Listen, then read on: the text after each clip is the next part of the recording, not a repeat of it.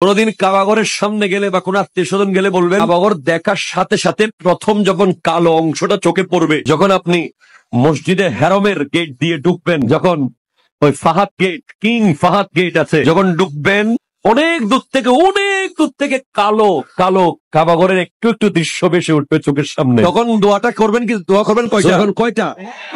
একটা দোয়াই কবুল হবে দেখার সাথে সাথে। কাবা ঘর দেখার সাথে সাথে প্রথম যে দোয়াটা করবেন ওটা কবুল করবেন কে? এখন শিখে নেন, অনেক মানুষ জানেন না। আপনি একটা দোয়া করবেন, একটাই শেষ, একটা সুযোগ পাবেন আপনি, কিন্তু আপনি এমন এক দোয়া করবেন যেন যতদিন ওখানে থাকে প্রত্যেক দোয়া কবুল হয়ে যায়। এই হ্যাকমতি দোয়াটা শিখে নেন। আপনি বলবেন, আল্লাহ আমি 10, 12, 15 যতদিন এখানে থাকবো, যতগুলো দোয়া করব সব কবুল করে নিয়ে পাবেন। কয়টা? কাবা, কাবে কি রৌনক, কাবে কা মঞ্জর, আল্লাহু আকবার, আল্লাহু আকবার।